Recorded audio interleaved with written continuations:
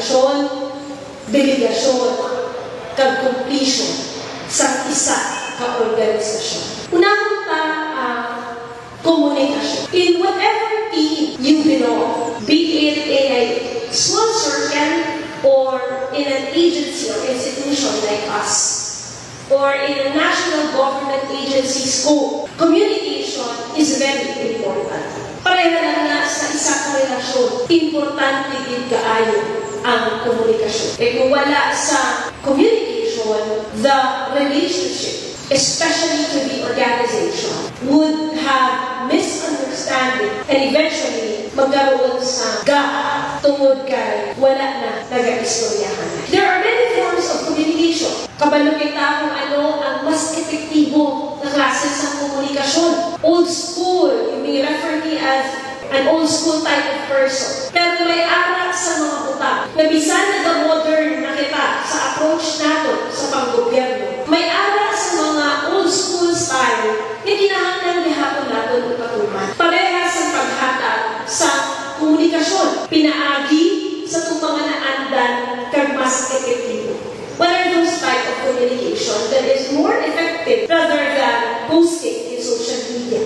Please refrain from posting negativity. Refrain from posting things that we are not sure of. Be responsible. And kung may ara sa mga gaps sa communication, reflect. Pause. Another that I have learned during the team building that we had was delegation. What was that? Delegation. First is communication. Use social media as a proper platform sa mga accurate na butang. Use the old type of communication sa mga sensitive. Then delegation. Isa lang na. Eventually, nakita ko ang flow. Isa sa ako na ginapasigan mo sa ako na administrasyon sa sunod sa siyang katuig. Nahimuan natin sa maayong sistema ang mga proseso.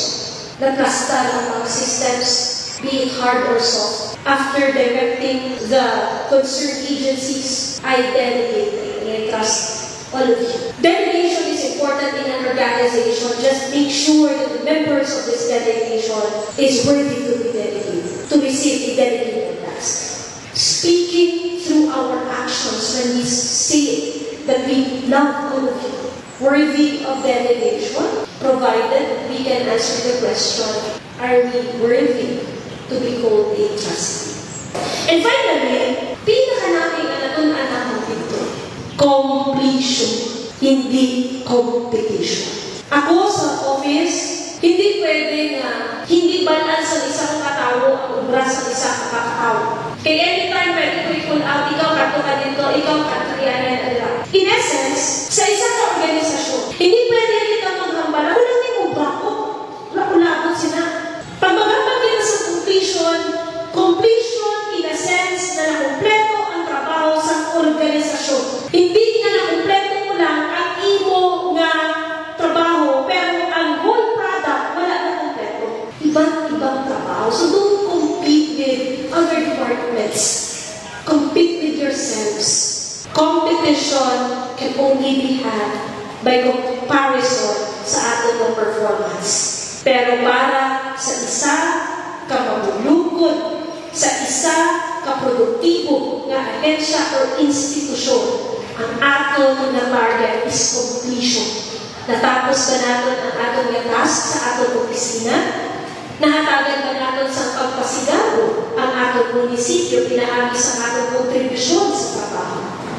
Complete your task as a group. Reflect, pause, talk to the person concerned, or talk to the Lord kung wala ka na sa kaistorya. Hindi mag-run sa social media kaya hindi nakakatulong. My fellow public servants, wala sa perfecto sa atin. Pero tani, sa ating imperfections, magtinabangay kita, mag-intindihanan, kang maging guide sa bawat isa. Treat each other with kindness. Kung hindi kaya, pause. Be silent until you are ready to speak good vibes. Mga muyo ihapon kita, all of us, to have a forgiving heart. Amo mo na ang Kristiyano. Because as far as I can remember, before I leave the beacon and hold this microphone, it is my practice to speak from the heart and pray to the Lord that the words that will come out of my mouth will glorify Him. Serve the people with a happy heart. And in order for our team to work efficiently, have communication, be entrusted to have that most awaited delegation power. And more importantly, compete within yourself and complete the task that is related to you as an organization. Maayong aga sa atin.